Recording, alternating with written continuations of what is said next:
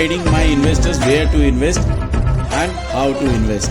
Compare करेंगे 3 ऐसे investment plans जो कि बहुत पॉपुलर हैं और हम देखेंगे कि ये सबसे ज़्यादा रिटर्न इन तीनों में से कौन देगा। सबसे पहला प्लान जो हमने चूज किया है वो है LIC Dhanvriddhi. Then we will compare bank fix deposit and lastly we will compare mutual funds. कौन देगा सबसे ज़्यादा रिटर्न, इस पे चर्चा करने से पहले आप सभी से रिक्वेस्ट है कि अगर आपने अभी इस चैनल को अभी तक सब्सक्राइब नहीं किया है तो प्लीज़ इसे सब्सक्राइब कर लें और बेल आइकन को दबा दें। कौन देगा ज़्यादा रिटर्न? LIC धनवृद्धि, पहले इसको देख लेते हैं। LIC धनवृद्धि एक सिंगल प्रीमियम एंडोमेंट प्लान है। टेबल नंबर 869 लॉन्च हुई है 23 जून 2023 को, जो कि 30 सितंबर 2023 को बंद हो रही है। ये वीडियो आपके लिए इसलिए इंपॉर्टेंट है क्योंकि आपके पास टाइम अब कम है।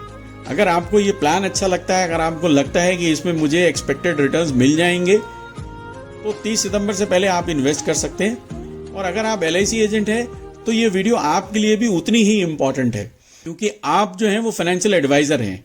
अगर आप इस चीज़ को समझ लेंगे कि LIC धनवृद्धि योजना में पैसा लगना है या बैंक की FD में पैसा लगना है या म्यूचुअल फंड में पैसा लगना है, तो वही आप अपने इन्वेस्टर्स को गाइड कर पाएंगे because you are the financial advisors. LIC Dhanvriddhi guaranteed addition fix maturity plan है। धनवृद्धि योजना में 2 तरीके के प्लान्स हैं। ऑप्शन 1 जिसमें 1.25 टाइम्स का लाइफ कवर है सिंगल प्रीमियम का, और ऑप्शन 2 के अंदर 10 टाइम्स। LIC धनवृद्धि योजना 3 टर्म्स में मिलती है, 10 साल, 15 साल और 18 साल के लिए।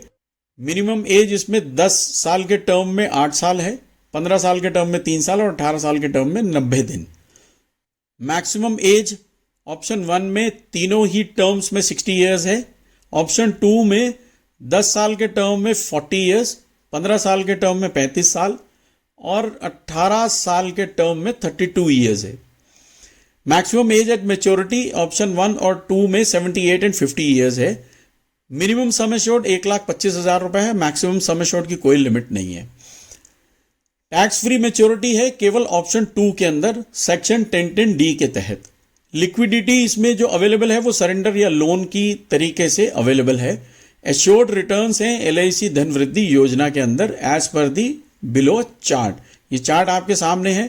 गारंटेड एडिशन है पर 1000 बेसिक सम एश्योर्ड, 1,25,000 से 2,45,000 के बेसिक सम एश्योर्ड 1 और ऑप्शन 2 में हमें गारंटेड एडिशन मिलेगा, वो आपके सामने है। 2,50,000 से 6,95,000 रुपए में थोड़ा सा ज़्यादा है, और 7 लाख से ऊपर का अगर बेसिक सम एश्योर्ड है तो दोनों ही ऑप्शंस में हमारा बोनस जो है वो और ज़्यादा है। अब बैंक की FD को भी समझ लेते हैं कि बैंक की FD जो है वो हमारे दादा परदादाओं की, हमारे पेरेंट्स की जो है ना, वो बहुत ही एक फेवरेट इन्वेस्टमेंट इंस्ट्रूमेंट है। क्यों है? क्योंकि वो हमेशा ये सजेस्ट करते हैं सबको, अपने बच्चों को, कि भैया हमेशा ना FD में पैसा इन्वेस्ट करो। बिकॉज उनको पता है कि बैंक की FD 7 से 8% का फिक्स रिटर्न देगी। कोई झंझट नहीं, कोई रिस्क नहीं, कोई टेंशन नहीं, लिक्विडिटी है, जब चाहो बैंक चले जाओ, अपना पैसा ब्याज समेत वापस ले लो। बट प्रॉब्लम ये है कि बैंक की FD कभी भी इन्फ्लेशन के रेट को बीट नहीं करती। ये सबसे बड़ी समस्या है कि FD में अगर आप पैसा लगाते हो तो मर्जी आपकी है क्योंकि पैसा है आपका। फिक्स डिपॉजिट कि अगर 10 साल की एवरेज रिटर्न की बात करेंगे तो लगभग 7.5 से 8% के रिटर्न देती है, और ये डिपेंड करता है बैंक टू बैंक। किसी में %0.5 ज़्यादा हो सकता है, किसी में %0.5 कम हो सकता है। लास्टली म्यूचुअल फंड को भी चेक कर लेते हैं, ये क्या है और कैसे रिटर्न्स देंगे। म्यूचुअल फंड में एक डिस्क्लेमर है कि mutual fund investments are subject to market risk. ये मार्केट की कंडीशंस के ऊपर डिपेंड करते हैं, इनका कोई फिक्स रिटर्न नहीं है। और ये भी कहा जाता है कि इसमें रिस्क जो है वो मिनिमम हो जाता है अगर हम इसको लॉन्गर पीरियड के लिए इन्वेस्ट करते हैं। हायर रिटर्न्स के चांसेस हैं अगर लंबे समय के लिए हमने पैसा इन्वेस्ट किया है। ये एक इकोनॉमिकल इन्वेस्टमेंट है टैक्सेशन पॉइंट ऑफ व्यू से, बिकॉज इसकी जो इनकम है वो पार्शली टैक्सेबल होती है। गारंटी नहीं है, पर यह हमेशा कहा जाता है कि म्यूचुअल फंड में अगर इन्वेस्टमेंट आपका 8-10 साल के लिए है तो लगभग 15% के रिटर्न्स आपको मिल जाते हैं। एवरेज हिस्टोरिकल रिटर्न्स जो हैं इक्विटी म्यूचुअल फंड के, वो हमेशा हेल्पफुल होते हैं। अगर हम ये जान लेते हैं कि पिछले 10 सालों में हमारे को इक्विटी म्यूचुअल फंड्स ने कितने रिटर्न्स दिए हैं, तो उससे हमारे को एक गाइड मिल जाती है। Average historical returns of equity mutual funds of past 10 years is around 16%, उससे भी ज्यादा के रिटर्न्स रहे हैं। और ये बात वैल्यू रिसर्च ऑनलाइन की वेबसाइट पे अवेलेबल है। Already discussed in our previous video about the historical returns of mutual funds, ये कैसे हेल्पफुल होते हैं, इसकी वीडियो ऑलरेडी हमारे चैनल पर है। इस वीडियो का लिंक डिस्क्रिप्शन बॉक्स के अंदर अवेलेबल है। वैल्यू रिसर्च ऑनलाइन के हिसाब से इक्विटी म्यूचुअल फंड्स की जितनी भी कैटेगरी हैं, उन सब के अंदर अगर हम रिटर्न्स देखेंगे लास्ट 10 ईयर्स का, as on 30 August 23, average return of all category of equity mutual fund is around 16%। According to Value Research हमने देखा कि 16% से भी ज्यादा के इक्विटी म्यूचुअल फंड्स की डिफरेंट कैटेगरीज ने एवरेज रिटर्न्स दिए हैं। स्मॉल कैप और मिड कैप की बात करें तो उन्होंने और भी ज्यादा रिटर्न दिए हैं, लगभग 23-24% के रिटर्न्स दिए हैं लास्ट 10 ईयर्स के अंदर। चलो हम इसको 12% ही मान लेते हैं अगले 10 साल में, हम 16 नहीं मानते हैं।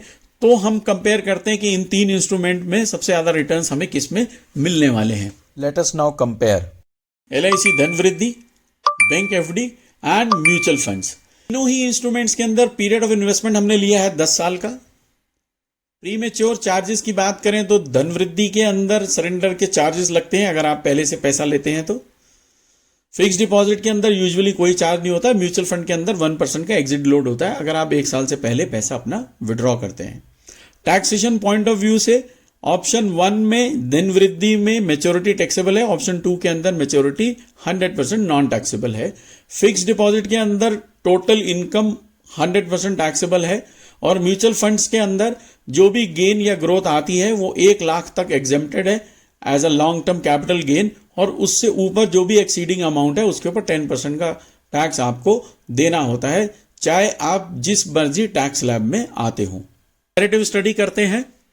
LIC धन वृद्धि योजना एक 35 साल के व्यक्ति के लिए ऑप्शन 1 में सम एश्योर्ड हमने लिया है 2 लाख, जिसका सिंगल प्रीमियम जाएगा 1,87,059 रुपीज। GST उसके ऊपर से जाएगी 4.5% और टोटल इन्वेस्टमेंट हो गया 1,95,477 रुपए। टर्म 10 साल का लिया है। Guaranteed addition as per the chart रहेगा वो 60 रुपए पर 1000 सम एश्योर्ड है, 1,20,000 रुपए का। मेच्योरिटी अमाउंट हमारी दोनों ही केसेस में 3,20,000 रुपए बनती है। LIC धन वृद्धि योजना में हमने देखा कि इन्वेस्टमेंट 35 साल के व्यक्ति की 1,87,000 रुपए हुई और मेच्योरिटी अमाउंट 3,20,000 रुपए हुई, यानी 1,87,000 रुपए धन वृद्धि ऑप्शन 1 योजना में 3,20,000 रुपए बन गए 10 साल के अंदर। अब धन वृद्धि योजना, फिक्स डिपॉजिट और म्यूचुअल फंड को तीनों को एक साथ कंपेयर करते हैं।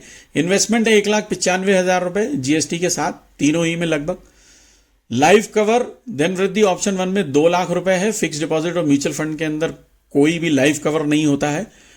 इंटरेस्ट या ग्रोथ की बात करें तो धन वृद्धि में एश्योर्ड बोनस मिलता है। फिक्स डिपॉजिट के अंदर 7.5% का CAGR और म्यूचुअल फंड के अंदर 12% का CAGR हम एक्सपेक्ट कर सकते हैं।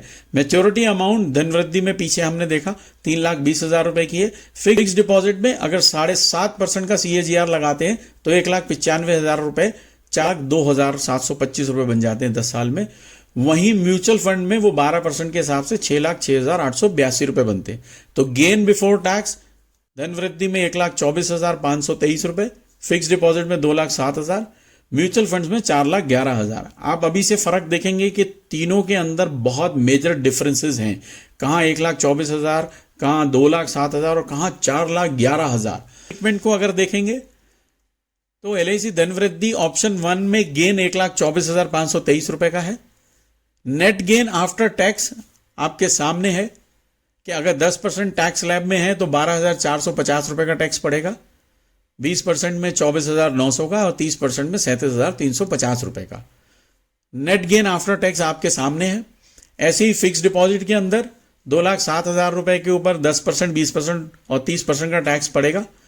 और म्यूचुअल फंड के अंदर थोड़ा डिफरेंट कैलकुलेशन है। 4,11,000 रुपए का जो प्रॉफिट है उसमें 1 लाख रुपए लॉन्ग टर्म कैपिटल गेन का जो एग्जेम्प्टेड है वो अमाउंट लेस हो जाएगा और उसमें 3,11,482 के ऊपर सिर्फ 10% का टैक्स पड़ेगा, irrespective of your income tax slab. चाहे आप 10% में आते हैं, चाहे 20% में, चाहे 30% में, आपको फिक्स टैक्स देना है 31,148 रुपए का इस एग्जाम्पल में।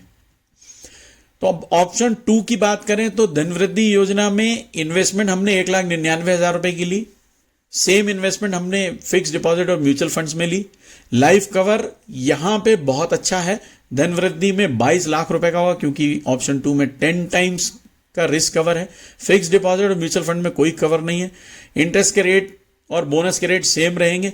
मैच्योरिटी अमाउंट यहां पे चेंज हो जाएगी as per bonus chart. धनवृद्धि option 2 योजना में मात्र 2,75,000 रुपए हमें मिलेंगे मैच्योरिटी पर।